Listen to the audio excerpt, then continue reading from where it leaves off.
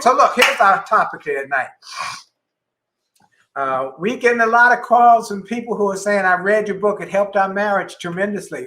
Our marriage was good and it got better because you gave good principles. The book is full of principles, and we talk about principle-based living. You throw a rock up in the air, it comes down 100 times, 1,000,000 times. No matter how many times you throw it up, it comes down because of a principle called gravity. The lessons and the principles that come out of this book will help you over and over again. That's why we recommend you get 2 books, one for each one in the couple. Y'all read them together. Each one read their copy right in the margins. And at the end of each chapter, you discuss the learning points. But then after you both got to the end of the book, we've had many couples say it changed our marriage, then you keep one on your shelf as something you can pull off the shelf whenever you need it. And the other one, you bless somebody with. Somebody in your community, in your family, in your network who needs some encouragement. We had some interesting, one of the questions that came up this week was one that I thought I had to respond to. You responded directly. I responded directly via but you email. Felt the need to share. But I think it's important to talk about it because it brought up a whole topic area that I thought was important.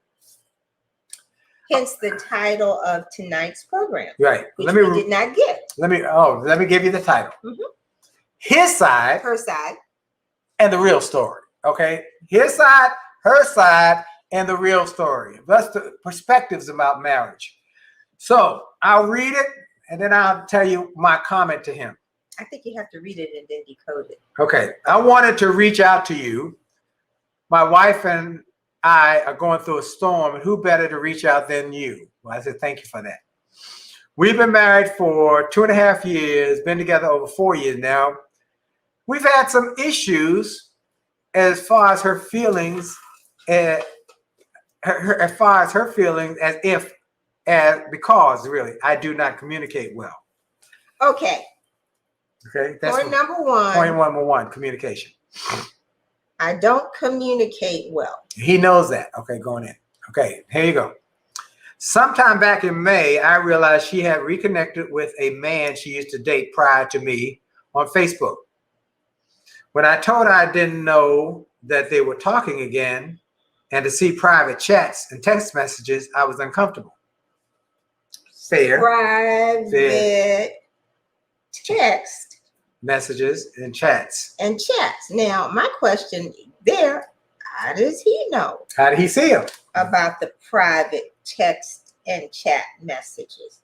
Okay, go ahead. I told her that I was uncomfortable. She told me she will continue to communicate with her male friends. Soon after, I asked her one day what is going on. Wait a minute.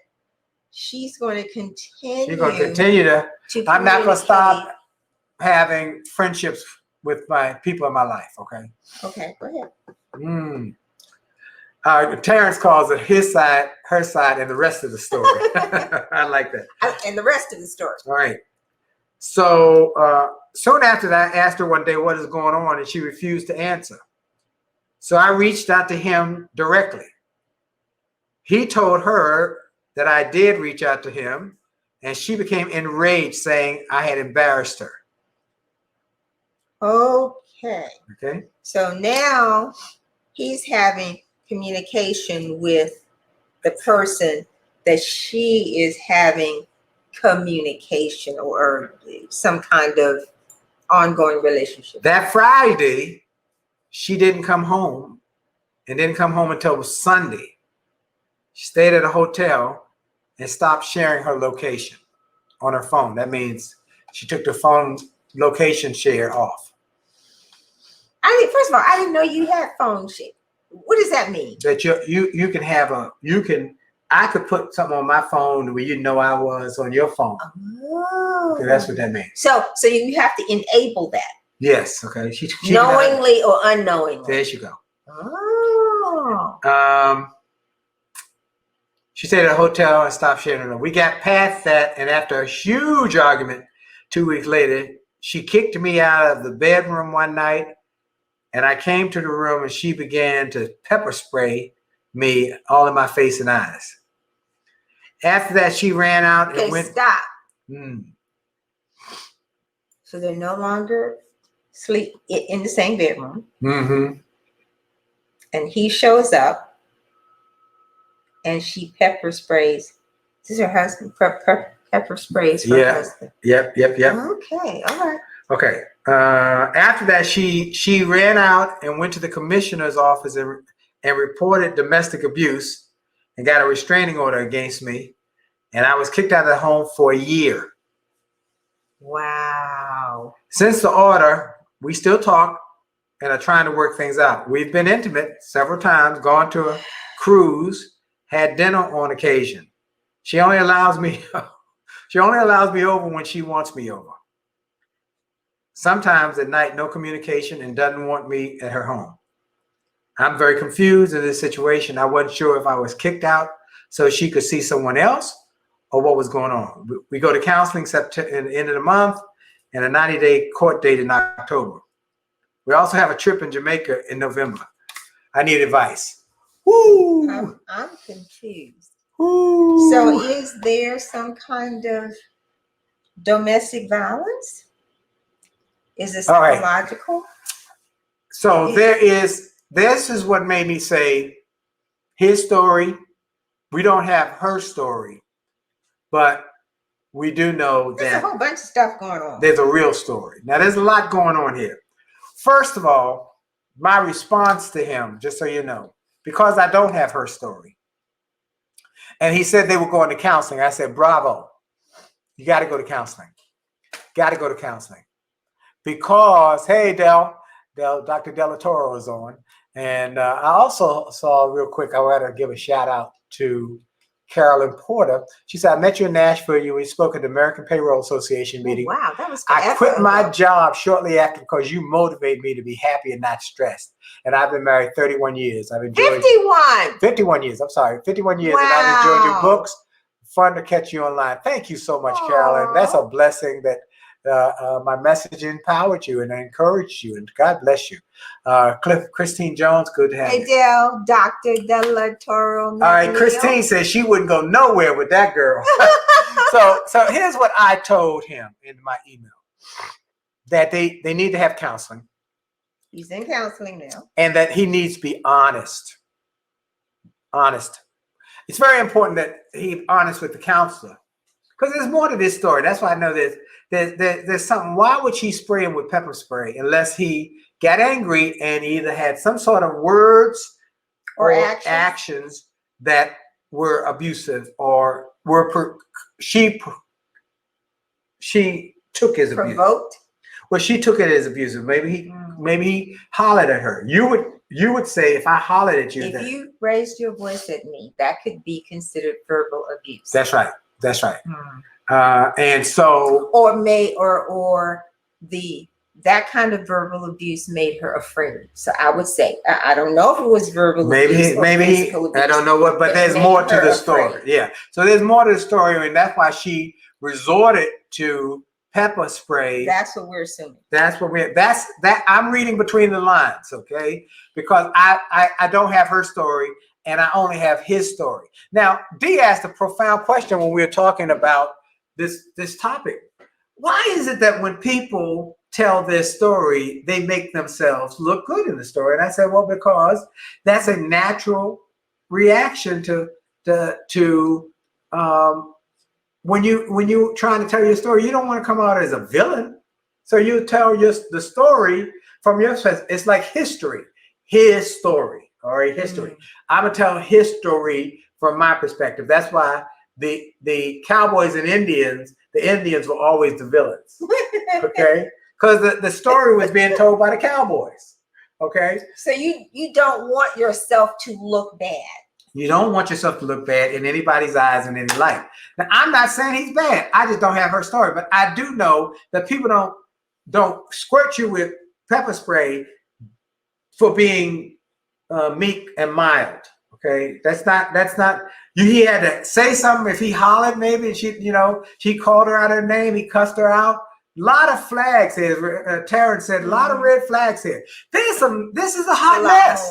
Now this is a hot mess, but what? But he did Let's go start back to out the by start. saying, I don't communicate. I don't communicate well. But you know what? Woo, That is something that everybody can work on. That everybody. First, that was major for him to say. I want to applaud him. I applaud him. I have respect for him because he said that right up front. I don't communicate well. And we see this in most relationships. People we're getting letters from, people we're talking to, people we're sitting down with. Now, we don't do counseling, but we do mentoring. But people we have conversations with, it almost always, if you boil it down, cook it down to its core, down to its common denominator or its essence, it's communication. And that's why we give away the communication chapter to everybody, whether you buy the book or not. We want that. Why do you think it's so hard to communicate with somebody that you're supposed to love? Well, I heard another action or piece about the different stages of relationship. There's the passion stage where... You mean sex? No, just passion. Where you can't, I think about it all day long. When you meet somebody, the butterflies, the lollipops. Infatuation? Well, it's when you first meet somebody, you all in love. Everything's perfect. She's wonderful. He's wonderful. You're like we listened on Delilah, and the girl said, yeah. "Oh, I'm so in love." Yes. She said, "How long you been dating?" "Oh, a month." "Oh, yeah. Well, that's the passion stage. Everything is perfect." Then the next stage is the, as Dr. Flew would call, the one thing about marriage is an eye opener. It opens your eyes to everything. At some point, you got to open your eyes to it, and you see that they have some issues. They're not perfect. Now, can you live with those imperfections? Okay, that's when people typically break up. They're dating for a while, and then they realize, this ain't working, okay? That's the next stage. But then you get to a third stage where you realize, I know they're not perfect. Neither am I perfect. And what we can do is find a way to rise above our imperfections. What was the thing that the quote from Ron Pemberton, two imperfect people working, was that Dr. Fluid? That was Dr. Fluid. Two imperfect people working on perfect forgiveness. That's a great quote. Y'all write that one down. Marriage is two imperfect people who are working on perfecting forgiveness. Two imperfect people working on perfect forgiveness? Yep. So Christine Jones says, taking 100% responsibility for your own actions, and I believe communication is key to building any relationship. Absolutely. But you know what? He acknowledged I don't communicate Terrence said something well. very important. He said, but I think that how do you change that? Since much communication, the style is often something that you've learned from the culture, the home environment that you grew up with. So Terrence said, I don't know anything about protective orders, but she said if he got a year protective order, that meant there was something serious, okay? And the judge was serious. He must have done something that was considered a serious offense for a year protective order. And yet she acquiesced and they come back and forth. You said she comes to fly her need, and then she put him out after we when we were first writing the book, we had dinner with a couple who argued. We had dinner with a lot of us. Okay, go ahead. Do you know a couple I'm talking about? They argued all the time. One of the expensive restaurants. That's right. Until they hit. And then they talked about sex, and everything went hoo-hoo. But they weren't violent. They weren't violent, but they argued. They even argued at the restaurant. They said they argued about everything until they started talking about sex, and their sex life was, they were just having crazy monkey sex. That's what I call it. This just make your toes curl. Well, they could get that work, but nothing else worked outside of their relationship other than sex, and it didn't last. So I want to go back to it didn't last. You talked about the different levels: passion, then the eye-opening level, and then the level where you are willing to accept the imperfections. That's okay. Accepting. And then you get to a level of, and she said the next level is a level of commitment. Where you say, okay, I'm committed to this. Is that when you get married? You usually get married in that, and then there's the last level is the level where you're in cruise control, because y'all where we are now, we don't argue. She finishes my sentences. We don't argue because I agree with you all the time. That's not true. I just go along with you all the time. Do I drive Miss Daisy everywhere? I don't remember.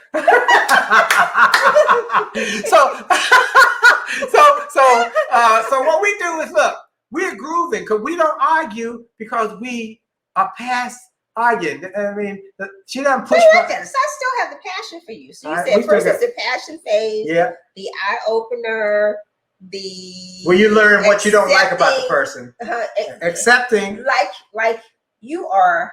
I love you so much. You're so sloppy. And I just ignore that. Yeah. And I just what did you say about me talking you into the room, the side of every once in a while, I remember how you sweet talked me on changing sides of the bed. So now I come into the bedroom and I see all of your shoes all over the place. But I'm better. It's better. I'm better. They're at least all on one side. But I'm like, he's talking you to that. I agree to your having that side of the bed. Thank you, Terrence. He just said, y'all have amazing topic each week. Thank you. Oh, we think about it, and then I talked with my bride, and I said, what do we want to help? But when they get the letters, and I encourage people to send us your letters. Notice I don't use your name. You would never hear me use your name because this is private. We just want to share the topic. But I like that. I want to go back and review that. All right. We've got 7 minutes left. All right. I reviewed that. So what are these 5 things called? The 5 stages. 5 stages in a relationship? Yes. Excuse me. And so the 5 stages in a relationship. And what we want to do is help people to get to the next stage. And see, I'm saying that this is good information for those who are not yet married. I still have a heart. And I believe that many of the committed relationships, the couples, the married folks would have a better shot at it if in the beginning, before they said I do, some of these things are what they would talk about. Right. Okay. Right. And oftentimes we get stuck in the passion phase. Okay, the eye opener. But the passion phase is going to be short-lived to you typically, because once you get past it, that's where you start arguing. To get perspectives. That goes back to perspectives. How do you? And a lot of that is based on values and your self-esteem and security issues. Insecurity issues pop up in the second phase, because that's when the insecurity starts to come into being. So you're still really doing the dance. So part of his issue was insecurity, that she was talking to male friends. Okay. But then I would go to, why do you have a need? And everybody's background is different. Like you have lots of female friends. I do. And it doesn't bother you at all. No. I talk to them, hey baby, how you doing? Hey sugar, how you doing? You've always been that way. Warm, loving, outgoing. And I am really an introvert. So have at it. Right. But as long as I keep them as friends. They ain't no more than friends. And that means not friends with what? Not friends with benefits. Not friends with benefits. And they not that kind of party, okay? This is my only benefit. But that is also because you have always made me feel number one and secure. Security.